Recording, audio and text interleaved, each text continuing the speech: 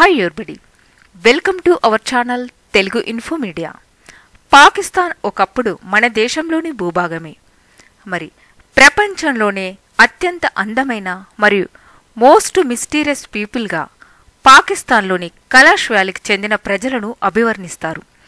ఎందుకంటే వీరు అందరికంటే భిన్నమైన శరీర ఆకృతిని, శరీర ఛాయని కలిగి వారి యొక్క ఆచారాలు, సాంప్రదాయాలు అనేవి యూనిక్గా ఉండి వారిని ప్రపంచంలోని అందమైన మరియు వారికంటూ ఒక ప్రత్యేకతను ఏర్పరచుకున్న ప్రజలుగా గుర్తిస్తారు.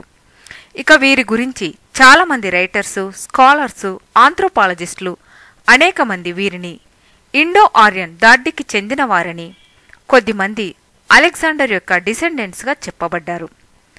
మరి ఇది ఎక్కడ ఉందంటే కలాష్ వ్యాలీ. ఇది పాకిస్తాన్లో చిత్రాల్ డిస్టిక్లో ఆఫ్ఘనిస్తాన్కి బార్డర్గా ఈ ప్రాంతం ఉంటుంది. పాకిస్తాన్లోనే ఉన్నప్పటికీ వీరు తమకంటూ ఒక ప్రత్యేకమైన జీవన శైలిని కొనసాగిస్తున్నారు. పాకిస్తాన్ కూడా వీరి యొక్క కల్చర్స్ని, సాంప్రదాయాలను అర్థం చేసుకోవడానికి ప్రయత్నిస్తుంది. వీరు ప్రకృతిని ఆరాధిస్తారు. వీరు దేవతారాధన చేస్తారు.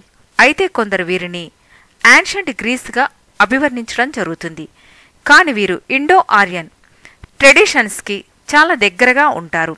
అయితే కొందరు ఆర్కియాలజిస్టులు, చరిత్రకారులు మాత్రం ఆరిజిన్ ఆఫ్ కలాష్ అనే అంశంపై పరిశోధనలు చేస్తున్నారు.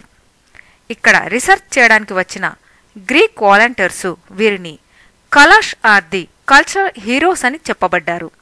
మరి అమెరికాకు చెందిన ఆంథ్రోపాలజిస్టు మ్యాగీ తను వ్రాసిన ఈజ్ క్వైట్ సింపుల్ అనే పుస్తకంలో కలాష్ స్త్రీల గురించి అవర్ ఉమెన్ ఆర్ ఫ్రీ అని రాసింది. ఇక్కడ స్త్రీ పురుషులకు మధ్య వ్యత్యాసాన్ని, ఆధిక్యత అనేది ఉండదు.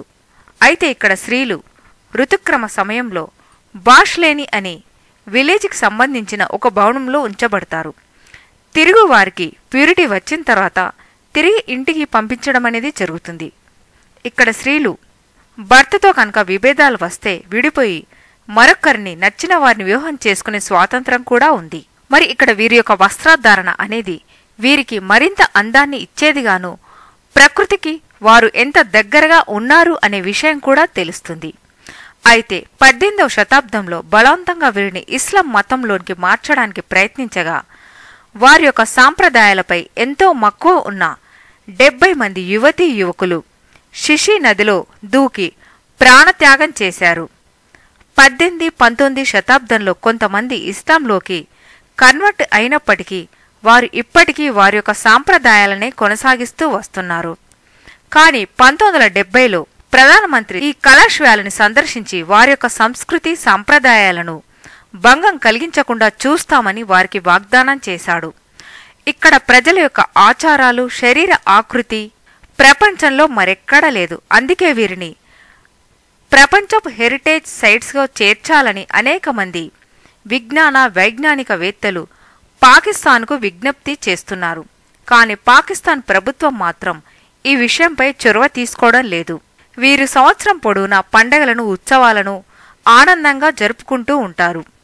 వీరికి సంవత్సరంలో 4 ముఖ్యమైన పండగలు ఉంటాయి. మరిప్పుడు హుంజా వ్యాలీ ప్రజల గురించి తెలుసుకుందాం.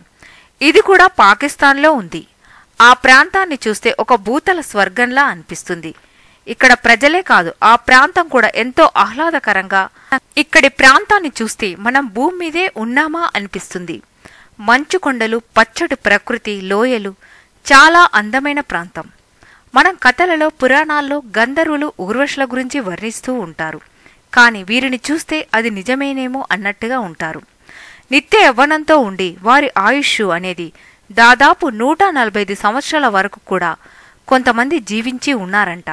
అయితే ఈ హుంజా వ్యాలీ గురించి బ్రిటిష్ సోల్జర్ ఒకరు 1870లో దీన్ని గుర్తించాడు.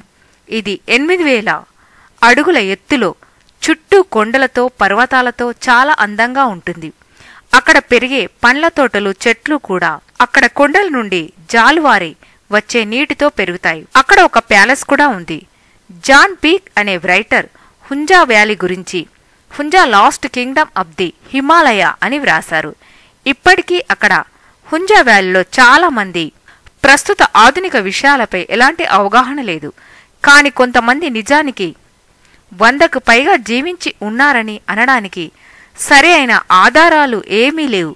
కాని అక్కడి ప్రజలు మాత్రం చాలా ఆరోగ్యంగా, అందంగా, ఆనందంగా, మరి వీరు అబద్ధం ఆడటం లేదు అనడానికి సాక్ష్యంగా అక్కడ వారు తీసుకునే ఆహారము, ఆ వాతావరణ పరిస్థితులు, మరి అక్కడ వారు ఆరోగ్యంగా ఉన్నారు అని చెప్పడానికి వారు తీసుకునే ఆహార పదార్థాలు, వారి యొక్క జీవనశైలి. ఎందుకంటే వారికి ఆధునిక సమాజపు పోకడలు అనేవి వారికి అంటలేదు. కాబట్టి వారు 100కు పైగా కూడా జీవించి ఉన్నారు అనడంలో సందేహం లేదు. మరి ఇక్కడ వారి యొక్క ప్రధాన ఆహారం ధాన్యాలతో తయారు చేసిన బ్రెడ్. అయితే ఆ బ్రెడ్ మనం షాపులలో అయితే అది మనం తయారు చేసే బ్రెడ్ మాదిరిగా కాకుండా ప్యాన్ కేక్ లాగా తయారు చేసి దానిపైన పళ్ళ రసాలను కలిపి తీసుకుంటూ ఉంటారు.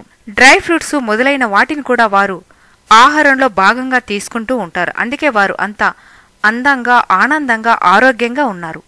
మరిలాంటి ఎన్నో ఆసక్తికరమైన విషయాలు తెలుసుకోవాలంటే తెలుగు ఇన్ఫో మీడియా ఛానల్ని సబ్స్క్రైబ్ చేయండి.